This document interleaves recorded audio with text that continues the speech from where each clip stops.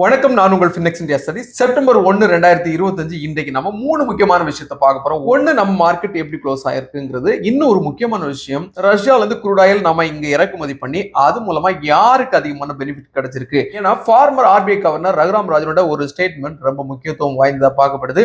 அதோட சேர்த்து இந்தியன் ரூபியோட க்ளோசிங் அப்டேட், கோல்ட் சில்வரோட டீடைல் அப்டேட்ஸும் பார்க்க போறோம். வாங்க ஒண்ணு நான் பார்க்கலாம். முதலாவது நம்ம பார்க்க போற விஷயம், ஃபார்மர் ஆர்பிஐ கவர்னர் திரு ரகுராம் ராஜனோட ஸ்டேட்மெண்ட் தாங்க. ரஷ்யால இருந்து நம்ம தள்ளுபடி விலையில இங்க க்ரூட் ஆயில் வாங்குறோம். இந்த க்ரூட் ஆயில் தள்ளுபடி விலையில நம்ம வாங்கி இருக்கிறது யாருக்கு அதிகமான பெனிஃபிட் கிடைச்சிருக்கு? இந்தியாவில் இருக்கக்கூடிய ஒட்டுமொத்தமான மக்களுக்கா, அல்லது இந்திய அரசாங்கத்துக்கா, அல்லது இந்தியன் கார்பரேட்டுக்காங்கிறது தான் ஒரு $1 மில்லியன் கேள்வி. உங்களை மாதிரியே எனக்கும் இந்த விஷயத்தை தெரிஞ்சுக்கணுங்கிறதுல ரொம்பவே ஆர்வம் தான்.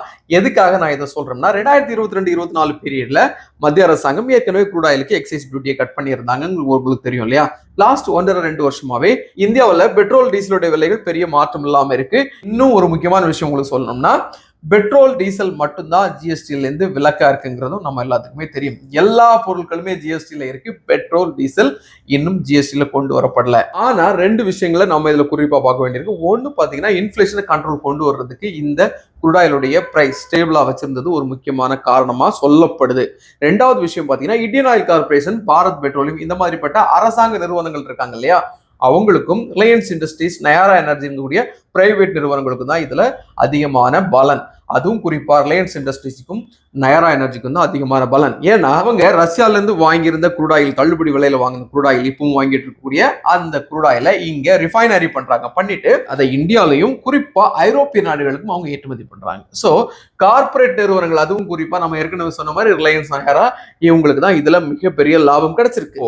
இந்தியாவில் இருக்கக்கூடிய 140 கோடி மக்களுக்கும் இதுல பெரிய பெனிஃபிட் கிடைக்கல. அரசாங்கத்துக்கு ஓரளவு எக்ஸ்போர்ட் பண்ணும்போது கொடுக்கக்கூடிய அந்த டாக்ஸஸ் கொஞ்சம் கிடைச்சிருக்கிறதுக்கு சான்சஸ் இருக்கு. ரிமைனிங் பெரிய பலன் இல்லை. அதனால்தான் former RBI governor Raghuram Rajan கேட்டிருந்தாரு, உண்மையிலேயே ரஷ்யால இருந்து க்ரூட் ஆயில் இங்க தள்ளுபடி விலையில வாங்கியிருந்தோம்னா அது ஏன் ரியலா மக்களுக்கு போய் சேரலங்கிறது உண்மையிலேயே அது வேலிடான ஒரு கேள்விதான். மத்திய அரசாங்கம் அதுக்கான முயற்சி எடுக்கும் நம்பலாம். அடுத்த முக்கியமான விஷயம் என்னன்னா, இந்தியாவுக்கு தேவையான ஒரு பொருள், ஒரு கமாடிட்டியா இருக்கலாம், க்ரூட் ஆயிலா இருக்கலாம், எனர்ஜி செக்டர்ல கூட இந்த க்ரூட் ஆயிலா இருக்கலாம், அதை யார்கிட்ட, எந்த நாட்டுல இருந்து எந்த விலையில வாங்கணுங்கிறது யார் முடிவு பண்ண வேண்டியது? வாங்கக்கூடிய இந்தியாவும் கொடுக்கக்கூடிய மற்றொரு நாடும் தானே இருக்கணும். இதுல எதுக்கு சூப்பர் பவர்ல இருக்கக்கூடிய நாடுகளோட தலையீடு?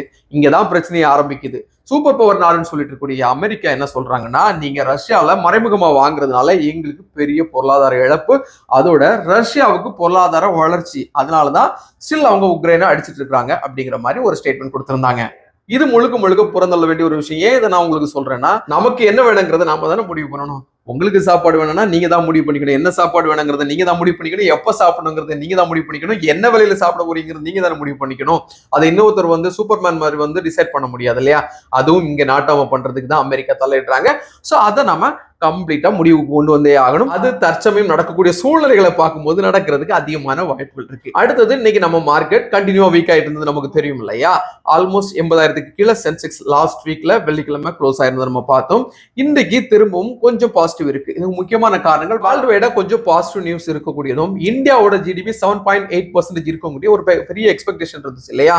அதனுடைய முன்னோட்டமும் தான் இன்னைக்கு நம்ம மார்க்கெட் ஓரளவு பாசிட்டிவ் இருந்ததுக்கு முக்கியமா சொல்லலாம். இன்னைக்கு சென்செக்ஸ் 554 புள்ளிகள் ஆட் பண்ணிருக்கு, 80,364 க்ளோஸ் ஆயிருக்கு. திரும்பவும் 80,000 மார்க்ங்கிறது சென்டிமெண்டா ஒரு பாசிட்டிவான விஷயம் தான். நிப்டி 50 198 புள்ளிகளை ஆட் பண்ணிருக்கு, 24,625 க்ளோஸ் ஆயிருக்கு. ஆட்டோமொபைல் ஸ்டாக்ல முக்கியமான ஸ்டாக்களான Bajaj auto, Mahindra and Mahindra, TVS எல்லாமே இன்னைக்கு நல்ல பாசிட்டிவ் இருந்தாங்க. 3-5% இந்த ஸ்டாக் எல்லாம் பாசிட்டிவ் சைட்ல இருந்துச்சு. இது நம்மளுடைய மார்க்கெட்டுக்கு முக்கியமான மூவ்மெண்ட் கொடுத்துன்னு தான் சொல்லணும். அதே மாதிரி ஐடிசி, ஹிந்துஸ்தான் யூனிலிவர் உட்பட ஒரு சில நிறுவனங்கள் அரௌண்ட் 0.5% 1% வரைக்கும் டவுன்லயும் க்ளோஸ் ஆயிருக்காங்க. எஃப்ஐக்கள் கண்டினியூவா வித்துட்டு இருக்காங்க, உங்களுக்கு தெரியும். லாஸ்ட் வீக் வெள்ளிக்கிழமையும் 8,000 கோடி ரூபாய் அளவுக்கு இந்தியாவில இருந்து பணத்தை வெளியே எடுத்திருக்காங்க.